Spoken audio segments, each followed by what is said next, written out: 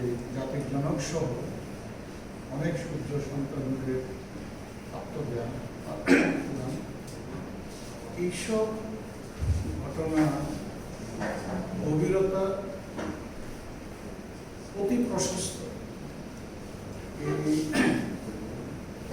৭১ থেকে ২০২০ এই সময়কালে নানাভাবে আলোচনার বিষয়গুলো এসেছে। তারপরেও দেখা যায়, এই কারণে বলছি, আমি তো প্রত্যক্ষভাবে ওই সময় যেহেতু যুবক ছিলাম, আমি থেকে অবশ্য অনার্সের ছাত্র ছিলাম ৭১ সালে, কাজে তখন যতটুকু বুঝেছি বা বুঝতাম বা দেখেছি বা দেখার সুযোগ পেয়েছি এবং পরবর্তীতে যা ঘটেছে নিজের সীমাবদ্ধতার মধ্যেও যা দেখেছি, এটা বিশালত্ব মহাসমুদ্রের সাথে আমার মনে হয় তুলনা। কারণ ওই অন্ধের হাতি দেখার মতো যে দিকটা দেখেছেন উনি আলোচনায় সেটা এনেছেন, সেটা নিয়ে কথা বলেছেন। এখনো অনেক বিষয় আছে যেগুলো উদ্ঘাটনের দাবি। আজকের এই পরিসরে আমি অন্যদের সাথে একমত। বঙ্গবন্ধু, আমরা বিজনেসে একটা রোটেশন অনেক সময় এভাবে নিয়ে আসি লিডার্স নেতৃত্ব নিয়ে, যে leaders are born not made. আবার উল্টোভাবে অনেক সময় আমরা এইভাবে রোটেশনটা বলি, leaders are made not born. Bangabandhu যেহেতু এই দেশের সন্তান ছিলেন, এই মাটির সন্তান ছিলেন, তার পরিবারের মধ্যে কোনো নেতৃত্বের বড় ইতিহাস ছিল, কিন্তু ওনার টোটাল বাল্য জীবন থেকে শুরু করে কর্মকাণ্ডকে যদি আমরা মূল্যায়নে আনি, আমরা সকল মাপকাঠিতে ওনাকে মেড বলার চাইতে বর্ন বলাটা আমার মনে হয় যৌক্তিক হবে। এখানে অবকাশ আছে আরো অ্যানালাইটিক্যালি দেখা, কারণ তখনকার প্রেক্ষিত ওনার যে শৈশবের বেড়ে ওঠা, সেই প্রেক্ষিতটা ছিল আমরা ব্রিটিশ ভারতের নাগরিক ছিলাম, পরাধীন ছিলাম, আমরা কলোনিতে ছিলাম। স্বাধীনতা আন্দোলনের নানামুখী ধারা ছিল। আরেকটা বড় বিষয় ছিল, তখন বিশেষ করে সোভিয়েতের অক্টোবর বিপ্লবের পরে বিশ্ব ব্যবস্থার মধ্যে একটা নতুন সংস্করণের আবির্ভাব ঘটে, সেটা হলো যে সমাজতান্ত্রিক ভাবধারা। এবং ভারতবর্ষে যেহেতু পরাধীন দেশ ছিল, ভারতীয় স্বাধীনতার যারা উদ্যোক্তা ছিলেন, আন্দোলন সংগ্রামের যারা রচয়িতা ছিলেন, তারা দৈবক্রমে বলবো বা বাস্তব কারণে গ্লোবাল যে কাঠামো ছিল, সেখানে তারা সমর্থনটা লাভ করেছিলেন সমাজতান্ত্রিক বলে। বঙ্গবন্ধু এবং তৎকালীন অনেক নেতৃত্ব স্বাধীনতার পাশাপাশি গণতান্ত্রিক মূল্যবোধ এবং ভারতবর্ষে যে যারা এখানে কায়েমি স্বার্থবাদী ছিল বা তাদের দোষর ছিল, আমি উভয় পক্ষকে আনবো।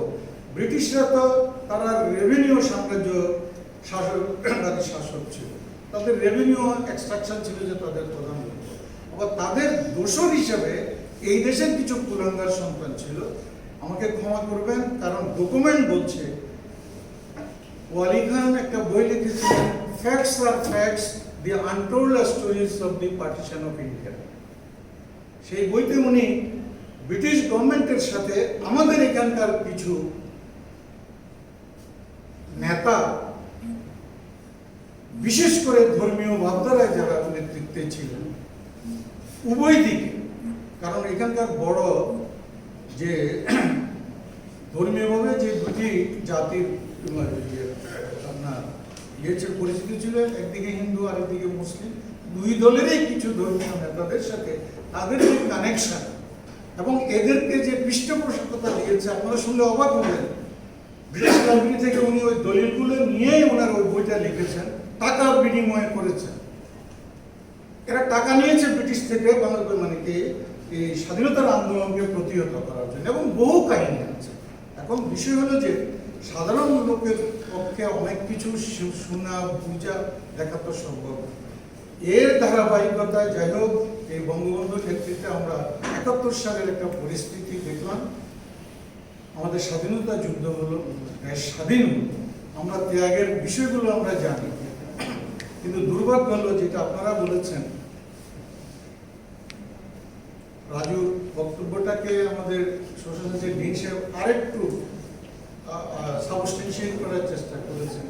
কারণ 75-এর শুধু একটা কু যদি দেখি, এটা অন্যায় হবে, কারণ এর আগে অনেক কু হয়েছে, পৃথিবীর অনেক দেশে কু হয়েছে। আমি দেশটার নাম এই মুহূর্তে আমার মনে আসতেছে না, আমি লাইভ দেখেছি মানে বিবিসিতে, মাত্র $1000 বিনিময়ে কু করেছে একজন ক্যাপ্টেন। আমার এই মুহূর্তে চট করে দেশটার নাম মনে আসতেছে। এবং কুকে যারা মদত দেন সেই শক্তিগুলো তো আছে। যাই হোক, পরাশক্তির একটা ঠান্ডা লড়াই, এটা দীর্ঘদিন চলমান ছিল। এবং বঙ্গবন্ধু যখন বাঙালি জাতির রাষ্ট্র পরিচালনার দায়িত্বে আসলেন, তখন কিন্তু এই যে বাইপোলার যে ওয়ার্ল্ড কম্পিটিশন, এটা কিন্তু তুঙ্গে ছিল। সঙ্গত কারণে যে কথাগুলো আপনারা বলেছেন, স্বাধীনতা যুদ্ধের মাধ্যমে আমরা দেখেছি বিশ্বের কতগুলো পরাশক্তি, বিশেষ করে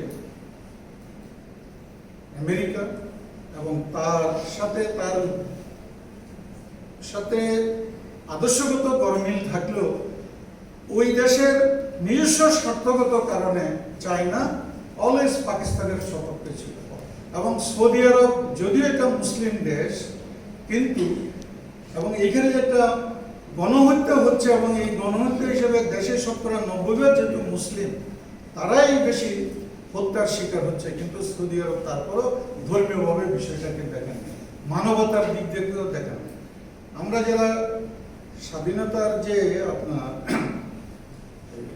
10ই এপ্রিলের ঘোষণাপত্র, সেইখানে ঘোষণাপত্রের যে 4টা মূল বুলেট ছিল, সামাজিক ন্যায় বিচার, মানবিক মর্যাদা, সাম্য, অসাম্প্রদায়িকতা, এটাই দিয়ে তো এগুলোকে তো আমাদের স্বাধীনতা যুদ্ধের চেতনার মূল ভিত্তি বলে আমরা বলে থাকি, এবং আমাদের দলিলে এগুলো আছে। এই ভাবধারাটাকে এই দেশগুলো নিতে পারে নাই, সমর্থন করতে পারে না। এবং যেহেতু পরাজয় হয়েছে, এবং প্রকারান্তরে পাকিস্তানের সঙ্গে পরাজয় হয় না, হয়েছে আমেরিকার পরাজয়। এবং এত দুর্দান্ত একটা জাতি, আমার যতটুকু তাদের সম্পর্কে জানার সুযোগ হয়েছে, তারা পৃষ্ঠপোষকতা দিয়ে রাজনৈতিক দল সৃষ্টি করে একটা দুটা দলের সাথে সম্পর্ক রেখে না, 20-30টা দলের সাথে তাদের সম্পর্ক থাকে। এখন তারা জানে কখন কোনটাকে কোন সময়ে কাজে লাগে। এবং এটা কিন্তু এখনো অব্যাহত আছে, এটা এখনো অব্যাহত আছে। কিছুটা দমন, মানে তারা একটু সুবিধাজনক অবস্থানে এসেছে। সোভিয়েত ইউনিয়নের তার ওই যে মূল যে একটা রাজনৈতিক আদর্শ ছিল, সেটা যখন এদের কারণে এই যে গ্লাসনোস্ট, এটাও কিন্তু আমেরিকার একটা ষড়যন্ত্রেরই ফসল ছিল। এবং সফল হলেও নানা কারণে দেখা যাচ্ছে যে বিশেষ করে তাদের যে রাষ্ট্র ক্ষমতায় যারা আসেন আমেরিকাতে, আমরা একসময় তাদেরকে মডেল হিসেবে বলতাম, গণতন্ত্রের বিশেষ করে। কিন্তু সাম্প্রতিক সময়ে যারা তাদের রাষ্ট্র ক্ষমতায় এসেছেন এবং গণতন্ত্রের যে চর্চা চলছে, সেখানে আমার মনে হয় আপনারা সবাই একমত হবেন যে এরিস্টটল, প্লেটোদেরকে যাদেরকে গণতন্ত্রের প্রবক্তা বলা হতো, ওরা মানে কবর থেকে উঠে এসে পারলে বলতেন যে এই গণতন্ত্রটা আমাদেরকে ফেরত দিয়ে দাও, আমরা কবরে আমাদের সাথে নিয়ে যাই। যাই হোক, আজকের প্রেক্ষাপট ভিন্ন। আমি কথাটা এই কারণেই বলছি, অত্যন্ত দুঃখ ভরে, আপনাদের মতো দুঃখ ভারাক্রান্ত মনে, বঙ্গবন্ধু যে একটা স্বাধীন চেতা ব্যক্তি ছিলেন, ব্যক্তিত্ব ছিলেন, রাষ্ট্রনায়ক ছিলেন, নেতা ছিলেন, মানবদরদী ছিলেন, দুর্ভাগ্য হলো সত্য, আমরা তার জীবন দান এবং পরবর্তীতে আমরা যারা, উনি তো বাংলাদেশ নিয়ে কবরে যান নাই, বাংলাদেশ আমাদেরকে দিয়ে গেছেন, এবং মৃত্যুর একটা চিরন্তন রীতি। ওনার অপমৃত্যুটাই হলো যে আমাদের জন্য একদিকে কলঙ্কের বিষয়, অসম্মানের বিষয়, কষ্টের বিষয়, দুঃখের বিষয়। কিন্তু আমি মনে করি এক বঙ্গবন্ধু বা বাংলাদেশের জাতির জনকের মৃত্যু হলেও উনি বিশ্ব মানবতার অধিকার রক্ষায় যুগ যুগ ধরে পৃথিবী যতদিন চলমান থাকবে, আমার মনে হয় ওনার আদর্শ, ওনার চেতনা এটার জন্য এটাকে আরো বেগবান করে। তবে জাতি হিসাবে আমার মনে হয় আমাদের যতটুকু করা উচিত ছিল তার আদর্শ, তার স্বপ্নকে বাস্তবায়নের জন্য আমরা কতটুকু করতে পেরেছি আমি বলবো না, এটা আপনাদের কথা তো এসেছে, আপনারা সবাই জানেন। এই যে কোভিড মহামারী, কোভিড-19, আমার মনে হয় এটা আমি যেভাবে বিষয়টাকে দেখছি, তার ক্ষতি, এটা তো একটা মানব ধ্বংসকারী একটা ভাইরাস, মহামারী। আমাদের দেশে আমার মনে হয় গতকাল পর্যন্ত প্রায় 3600 লোক সরকারি তথ্য মতে তারা এর বলি হয়েছে, জীবন হারিয়েছেন। প্রায় 3.5 লক্ষ থেকে 4 লক্ষ লোক আক্রান্ত হয়েছে। আর সারা বিশ্বের পিকচার আমরা দেখছি, 7.5 লক্ষের মতো ইতিমধ্যে মৃত্যু ঘটেছে, 2.20 লাখ মতো আক্রান্ত হয়েছে। আমাকে যেভাবে বিষয়টা নাড়া দিয়েছে, আপনারা জানেন আমার বেসিক পড়ালেখা হলো ম্যানেজমেন্ট। আমি ছাত্রদেরকে অনেক সময় বলি, মিস শব্দটা শুনে আমরা একটু প্রণোদিত হই, উৎফুল্ল হই, মিস কম্পিটিশন, মিস ওয়ার্ল্ড, এইভাবে কথা। কিন্তু এই শব্দটার নামটা ম্যানেজমেন্টের আগে দিয়ে বসলে আমরা উচ্চারণ করি মিস ম্যানেজমেন্ট। আমার বড় কষ্ট লাগে যখন মিস ম্যানেজমেন্টের অভিযোগটা কেউ উত্থাপন করে। এই কোভিড-19 বাংলাদেশের কয়েকটা সেক্টরে যে মিসম্যানেজমেন্ট যে কি মাত্রায় হচ্ছে, বঙ্গবন্ধু যদি জীবিত থাকতেন আমার মনে হয় উনি হয়তো বলতেন, আগে তো উনি অনেক বলে চাটার দল সব খেয়ে যাচ্ছে, আমি বাইরে থেকে কষ্ট করে আনি, আর সব চোর মনে হয় পাকিস্তানিরা আমাদের এখানে রেখে গেছে। এইসব কথাগুলো উনি বলছেন, ফর্মাল অনুষ্ঠানে বলেছেন, রাষ্ট্রনায়ক হিসেবে বলেছেন। আজকে মনে হয় উনি দেখলে উনি অনেক মর্মাহত হতেন। একজন থানার ওসি যদি তার অস্ট্রেলিয়া, ভারত, বাংলাদেশে তার বাড়ি করার মতো 100 কোটি টাকা তার ব্যালেন্স থাকে, একজন শহর পর্যায়ে একটা দলের সভাপতি এবং সেক্রেটারি একই এলাকার যদি 8 বছর 10 বছরে 2000 কোটি টাকা সম্পদ করে এবং এইরকম একটা দেশে বিকাশের, বিত্তশালী হওয়ার যে হার, অবাক হয়ে যাবেন, সারা দুনিয়ার মধ্যে বাংলাদেশ শ্রেষ্ঠ, 1 নম্বরে আছে, প্রায় 15% বিত্তবান হচ্ছে। তো আমরা কোন দেশে আছি? বঙ্গবন্ধু কি দেশ আমাদেরকে দিয়েছে? আর এইখানে আমি ধন্যবাদ দেব রেজিস্ট্রার সাহেবকে, উনি যেহেতু আসলে আমাদের সকলের কাস্টোডিয়ান, সেই হিসাবে উনি, আমি অনেক সময় খুব ইন্সপায়ার্ড ফিল করি, উনি যখন আমাকে পরিচিত করেন, উনি বিজনেস স্টাডিজ ফ্যাকাল্টির কথাটা নিয়ে আসেন। কিন্তু আমি মাঝে মাঝে দেখি, এখানে আমি আসার পর থেকে 2 বছর তো মাশাআল্লাহ আল্লাহর রহমতে আপনাদের দোয়া সহযোগিতা হয়েছে, আমার ডিপার্টমেন্টের নাম প্রায়শই বলা হয় যে বিবিএ ডিপার্টমেন্ট। আমার ছাত্রছাত্রীদের 99% এই কথাটা বলে, আমার কলিগরা বলে। আমি যেন পরিচিতি ক্রাইসিসে সাফার করি এখানে। আমি কলিগদের সাথে মিটিং হলে তারাও বলে দেখি। আমি আজকে আপনাদের কম পরিসরে পেলাম, আপনাদের মাধ্যমে আমি আশা করব যে এই আইডেন্টিটি ক্রাইসিসটা যেন আমরা গুটিয়ে ফেলতে পারি। কারণ এক আইডেন্টিটি ক্রাইসিসের জন্য আমাদের স্বাধীনতা যুদ্ধ করতে হয়েছে। আইডেন্টিটিটা এস্টাবলিশ করতে গিয়ে আমাদের জাতির জনককে জীবন দিতে হয়েছে। এটা খুবই ইম্পর্টেন্ট একটা বিষয়।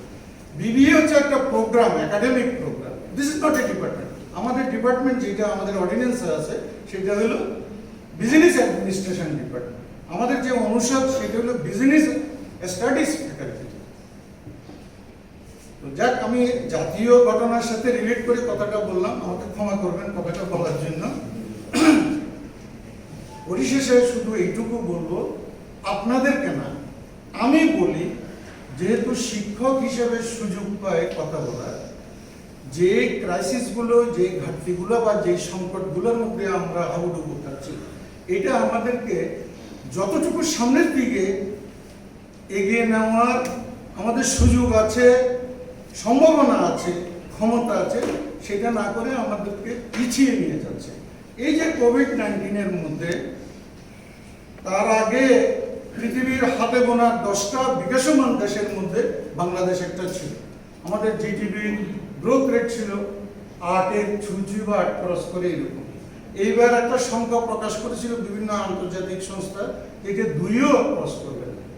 মাশাআল্লাহ, আপনারা নিচেই ইতিমধ্যে দেখেছেন আমাদের পার ক্যাপিটা ইনকাম $2064, আমাদের জিডিপির গ্রোথ রেট 5.24%।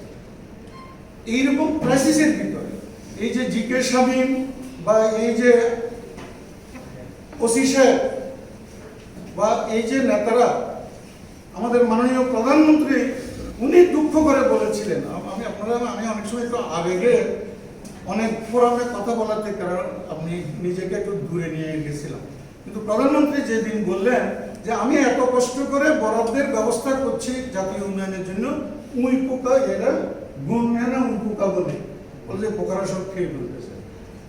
ওইটা শোনার পর আমি ইন্সপায়ার্ড ফিল করে 2-3টা সভাতে, পাবলিক সভাতে আমি বললাম যে প্রধানমন্ত্রীর এই জিনিসটাকে আমরা ধারণ করে আসুন সবাই ঝাঁপিয়ে পড়ে এই উই পোকার আক্রমণ থেকে, গুণের গাছ যে আপনার ঘুম না কি পোকা ধরে, ওটা থেকে রক্ষা করলে আমাদের দেশটা সমৃদ্ধ হবে। যাই হোক, দেশের ব্যাপারে আমি আশাবাদী। আমাদের বঙ্গবন্ধু আদর্শ বাস্তবায়নের ব্যাপারে আমরা আশাবাদী। বিশেষ করে ছাত্রদেরকে বা কোনো ফোরামে যখন আমি কথা বলার সুযোগ পাই, নট লাইক দিস, আমি শুধু একটা কথা বলি যে আসুন ওই যে প্রার্থনা কবিতার একটা এই আপনার স্ট্যান্ডা বা লাইন, সকালে বা ফজরে উঠিয়ে আমি মনে মনে বলি সারাদিন আমি যেন ভালো হয়ে চলি। আমার মনে হয় এই জিনিসটা যদি প্রতিদিন সকালে আমরা জপতে পারি এবং সেই মোতাবেক যদি আমরা দিনের কাজটা করতে পারি, সত্যিকারের বঙ্গবন্ধুর স্বপ্ন বাস্তবায়ন হবে। পরিশেষে আপনাদের সকলের শরীর বক্তব্যের সাথে, যারা সেদিন খুন করেছে, জঘন্য অন্যায় করেছে, বহু রাষ্ট্রনায়ক খুন হয়েছে, কিন্তু এইরকম মর্মান্তিক ভাবে নয়, যেটা আপনাদের কথাতে করে এসেছে। এই যে এই বছর একজনকে ধরে এনে ভারত থেকে যে ফাঁসি দেওয়া হলো, এরকম আরো 2-4 জন আছে। আমরা আশা যে আগে যখন শুনি যে আমাদের সরকার উদ্যোগ নিচ্ছেন, যারা এখনো বাইরে আছে ওদেরকে এনে শাস্তির ব্যবস্থা নিয়ে আসার জন্য আমরা আশা করবো আজকের এই 45তম স্বাধীনতা দিবসে খুনিদের এনে সরকার শাস্তির ব্যবস্থা করবেন, আমাদের সমর্থন থাকবে। পরিশেষে বঙ্গবন্ধু সহ তার পরিবারে এবং এই দেশের স্বাধীনতা, মানবাধিকার রক্ষায় যারা জীবন দান করেছেন, তাদের আত্মার মাগফিরাত ও শান্তি কামনা করে এতক্ষণ আমাকে শোনার জন্য আপনাদের প্রতি কৃতজ্ঞতা, এবং কোনো ভুল ত্রুটি হলে তার জন্য ক্ষমা চেয়ে আল্লাহ হাফেজ।